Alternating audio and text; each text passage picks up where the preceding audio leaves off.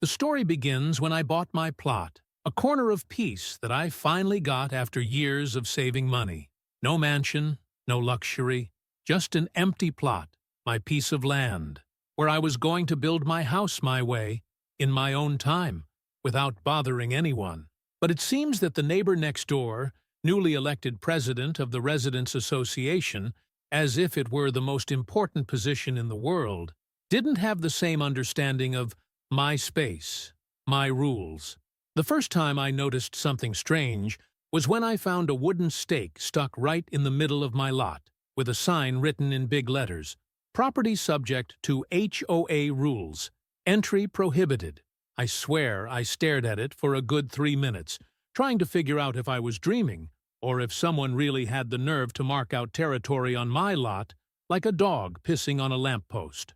The next day, 2 more signs appeared, then 5. And in less than a week, my lot looked like a minefield of association notices with phrases like quiet zone, no unapproved construction, HOA regulated.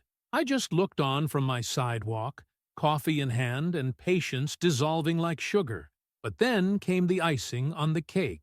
She had the signs buried, literally, with concrete and everything. She called in 2 men who must have been Hulk's cousins, with a portable cement mixer, and there they were, cementing the slabs into the ground, as if they were signing a peace treaty in my backyard. The woman saw me coming out of the house, looked at me as if I were the trespasser of the day, and said, in a tone that sounded more like a veiled threat, "It's just to make sure the community stays organized." Of course, an organized community burying signs on other people's property. Nothing could be fairer, right? All she had to do was put up a guardhouse and hire armed security to patrol my land. I laughed. Not out of nervousness. I laughed out of hatred. That dry chuckle you give when you know the person is asking to be publicly and cinematically beaten up. That's when I decided I wasn't going to swallow anything. I wasn't going to write a formal letter. I wasn't going to arrange a meeting with the committee. I wasn't going to call a lawyer. I got straight to the point. I called City Hall. I explained the situation in such detail that even the attendant was silent for a few seconds. And when I said that they had buried unauthorized structures on a private plot, the guy just replied, "Sir, this is more common than you think. We'll send the team right away." And then the real soap opera began. The team from the town hall showed up a few days later, with an excavator and 2 employees who looked like they had seen this kind of shambles happen more times than they would like to admit. They looked at the signs, walked around the plot, and one of them said, "This is going to be a mess." And it did, because while they were getting the machine ready to rip off the signs, guess who showed up with a clipboard in her hand and a look of restrained fury? She herself. The owner of the universe, the ambassador of community morality, the woman who thought that a voluntary position in a neighborhood association gave her the right to meddle in other people's lives to the hilt. She shouted, she filmed, she threatened, and in the midst of all the hullabaloo, I just stood there with my arms folded, watching the excavator do what I couldn't, rip each sign off, with the same delicacy as a bull in a china store. The excavator hadn't even finished, and she was almost tearing her hair out. The woman was screaming as if they were tearing down her own house. I swear, at one point, I thought she was going to throw herself in front of the machine like something out of a Mexican soap opera. And all she did was scream, "My baby's in there," with her hand on her chest.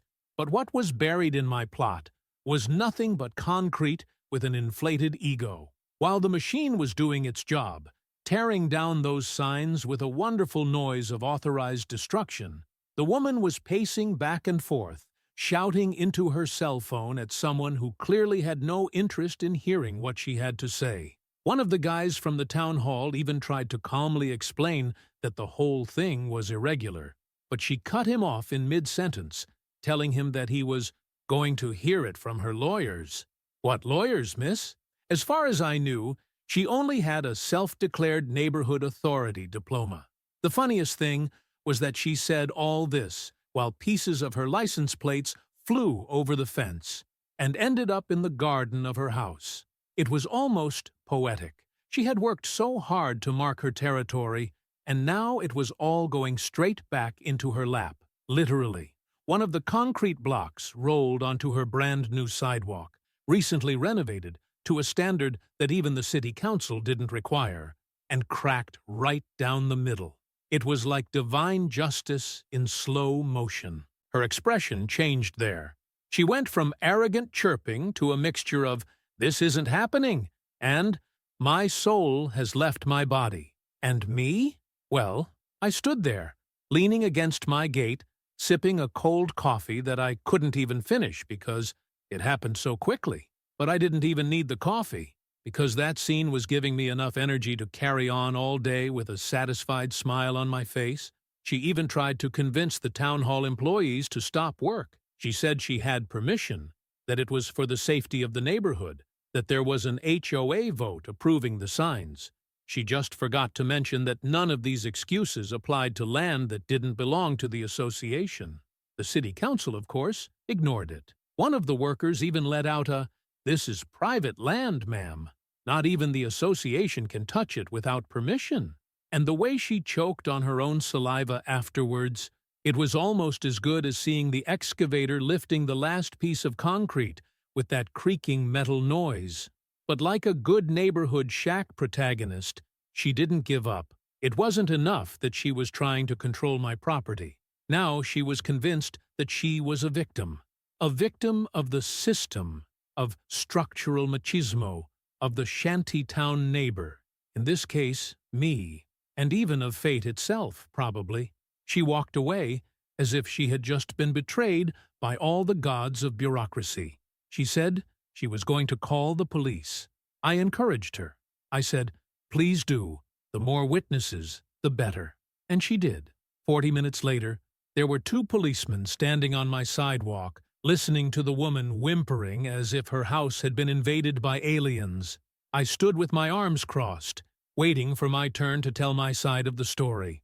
When I did, I showed her the deed to the land, the city hall records, and even some photos I'd taken before the signs were torn down.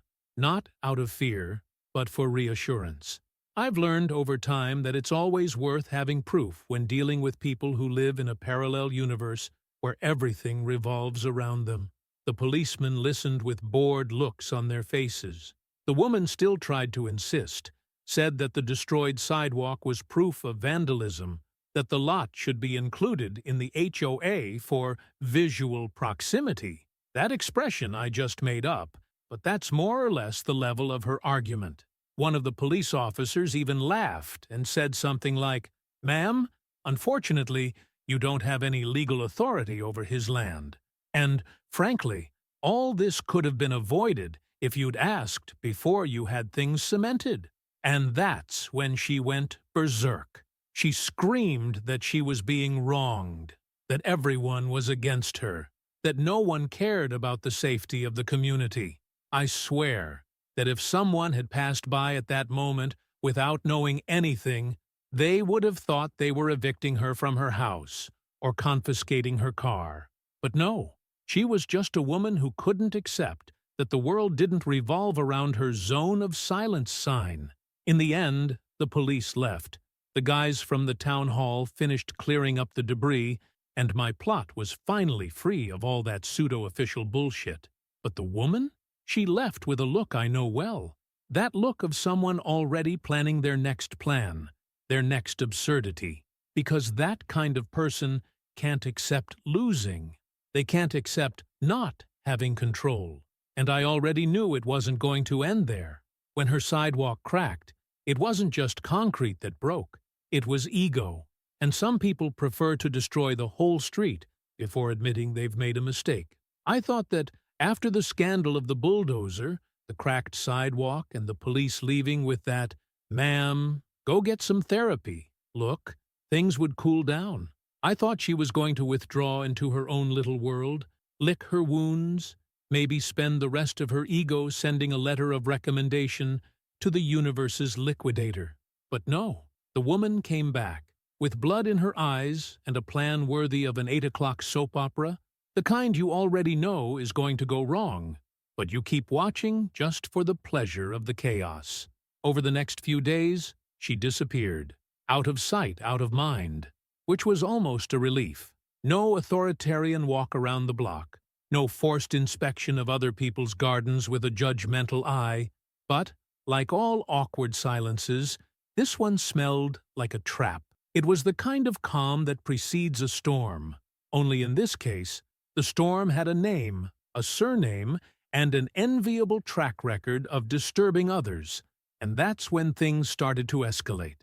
First, I received a letter from the HOA, not signed by her directly, of course, because she had now adopted the role of behind-the-scenes mastermind, like a neighborhood mafia boss. The letter said that my lot, by unanimous resolution of the board of directors, no one even knew there was a board of directors, would be considered a community transition area, a new category invented there on the basis of authoritarian creativity. According to them, this gave the association the right to maintain the aesthetics and value of the region, which, in plain Portuguese, meant, "We're going to keep trying to meddle in your land because we're addicted to control." I laughed. Not lightly. I laughed out loud. The kind where the neighbor must have thought I was watching stand-up. The letter was a mixture of legal fiction and administrative delirium. A festival of terms that seemed straight out of a how to sound official when you're clearly making everything up manual. But what really got me was the audacity, because there, printed in beautiful letters, was basically the message, "I lost with the bulldozer, but I'll try with the pen." But she forgot one thing. Stubborn people attract even more stubborn people, and if she thought she was going to beat me by shouting, using cement or invented bureaucracy, she was more wrong than an influencer giving advice on a construction site. I answered the letter with another document, this one straight from the notary's office. I threw all the proof of ownership and up-to-date records on the table and even attached images of the excavator doing the job, just to make it clear that, if she wanted to carry on playing city in The Sims, she could do it in her backyard. Because in mine, I'm in charge, and the city council, when it needs to come and clear away junk. But what seemed like a failed attempt to seize territory suddenly turned into a smear campaign. The woman started going around the neighborhood saying that I was the problem neighbor. She said I was against the community, that I was dangerous, that I had threatened her, something that never happened. To make matters worse, she started pasting notices on the condominium's wall. Seriously, like a school. A poster printed in Times New Roman font, reading, "Attention residents, be aware of the dubious conduct of the owner of the corner lot. He rejects community rules and poses a risk to local harmony." Harmony. She used the word harmony to describe a neighborhood where she herself caused weekly outbreaks. I started getting funny looks from people who didn't even know my name before that. There were neighbors crossing the street to avoid my sidewalk, as if I were a modern leper. One of them even said, "Man, why don't you try talking to her in a nice way?" And I could only reply, "Buddy, are you trying to talk to a meteor on a collision course?" Not only that, she organized a special HOA meeting, and of course, with urgent agendas, protecting the visual identity of the neighborhood, maintaining community integrity, and, of course, reviewing the lots in conflict. The lot in conflict being mine, obviously. I showed up at that meeting. I made a point. I walked in with a dossier in my hand and the smile of someone who knows they're going to cause a stir. She tried to keep her pose, but you could see the nervousness there, hidden between her clenched teeth. That's when I began to read out loud every item on the deed to my land. Each paragraph proved that there was nothing there that included them at all. And, with a touch of irony, I asked, "Do you really want to discuss territory, or can I continue with my project of planting sunflowers and see if any of them bloom more than the ego of the president of the association?" Half the people laughed. The other half tried not to laugh. And what about her? She left the room in the middle of the meeting, pretending to take an urgent call. I only went home with one certainty. She could try to reinvent the neighborhood map, but she'd never swallow that she'd lost. It's just that when you live to control others, any defeat becomes motivation. And if I thought she was going to stop there, I was more innocent than I thought. Because deep down, she still thought she could win this dispute. The problem was that, with the next move, she was going to go from ridiculous to illegal. I don't know if it was the bulldozer, the destroyed sidewalk, or the fact that she was exposed in front of the whole neighborhood as a would-be dictator of other people's land. But that woman went into a spiral that only those who have had their egos bruised know how it works. And it wasn't a silent spiral. It was one of those noisy ones, the kind that kicks a garbage can and calls it a fight for community justice. She decided that, since she couldn't beat me with signs, letters, and meetings that looked more like rallies, she was going to sabotage me. Yes, sabotage. I woke up one Saturday to the sound of a jackhammer. It wasn't my doing. It wasn't the city hall's doing. It wasn't the work of anyone who lived nearby. It was her, with two uniformed workers, a brand-new concrete mixer, and the smile of someone who was finally going to teach the rebellious neighbor to respect the rules. She was cementing the entrance to my plot. I stood on the balcony for a few seconds, trying to process what my eyes were seeing. The woman was building a kind of sidewalk, or rather, a civilized blockade, at the edge of my driveway, as if to make it officially clear that anyone who didn't have the association's seal of approval wasn't welcome there. It was almost symbolic. Don't submit to the order, then stay outside. Literally. I approached, already out of patience, and asked, with the calm that only those who have reached the limit can feign, "What exactly are you doing?" And she, without even turning to me, replied as if she were reciting a decree, "Ensuring that there is no unauthorized access to the community's zone of responsibility." I felt my soul leave my body for a moment. The woman was basically closing off my plot, as if it were her own, and with institutional discourse. It was as if the whole world was an extension of her backyard. And me, poor thing, a trespasser who had the audacity to exist outside the HOA handbook. I didn't wait long. I called City Hall directly. They already knew the story. They already knew who she was. When I told them that she was now building a blockade on private property, the attendant just let out a, "Oh my God, that woman again."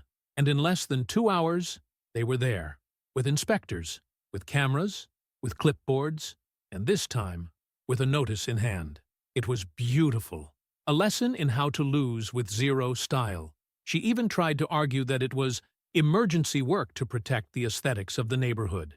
And the inspectors, with all the patience they once had, and had clearly lost, explained that she was committing trespass, misuse of private space, and, to top it off, obstruction of an access road with unauthorized building material.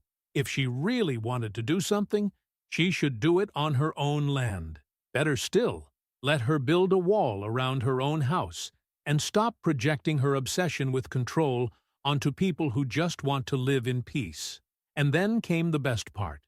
The town hall not only ordered the demolition of what she had started, but also imposed a fine. Fine, a hefty one at that. And do you know what she did? She said she wasn't going to pay, that the association would pay the costs, because it was a collective decision. Guess what? The association knew nothing about it. What's more, one of the members, who had been on her side until then, decided to let everything go. Messages, prints, conversations were leaked. They discovered that she manipulated votes, invented minutes, and even forged neighbors' signatures to justify her crazy ideas. The woman managed, with her own overzealousness and inflated ego, what no one else had managed, to unite the entire neighborhood against her. The extraordinary assembly that followed was a real spectacle. She, who had previously sat at the front posing as the queen of the neighborhood, was now at the back of the room, trying to shrink behind her handbag. When asked if she wanted to speak, She just shook her head like someone waiting for the verdict. And it came. Expulsion from the HOA presidency. Prohibited from making any decisions on behalf of the community. And, to top it all off, held legally responsible for the illegal works and the attempted misappropriation of my land. I was shocked, not because she didn't expect it, but because these people think they'll never be contradicted. They live in a little world where everything revolves around their own navel, and any resistance is seen as a personal threat. The neighborhood, which had been walking on eggshells around her before, finally breathed a sigh of relief. The silence that settled after the fall of the Queen of the Signs was the most beautiful sound I've heard in that place. Today, my land is there, free, clean. No buried signs, no encroaching cement, no threat disguised as a warning from the community. I planted new grass, put up a low fence just to mark it out. Nothing much. But the detail I like best is the little wooden sign I had made. Private land. Not even the HOA's opinion can enter here. She still lives there, but she walks quietly. Head down, quick steps, like she doesn't want to attract attention. They say she's trying to get re-elected to the garden committee. Good luck. Because after all that, she's achieved something rare. She's become a local legend. The woman who tried to turn a plot of land into her own personal fiefdom and ended up destroying her own sidewalk, and her reputation with it. And me? Well, I'm still here, sipping my coffee, watching the grass grow, and waiting for the next episode of the reality show that is having a crazy neighbor. And honestly, I'm ready. Because if there's one thing I've learned from this story, it's that sometimes chaos comes digging with a concrete shovel, but it also leaves the same way. All it takes is for someone to press the button on the excavator. And if you like this video, don't forget to leave your like and comment below.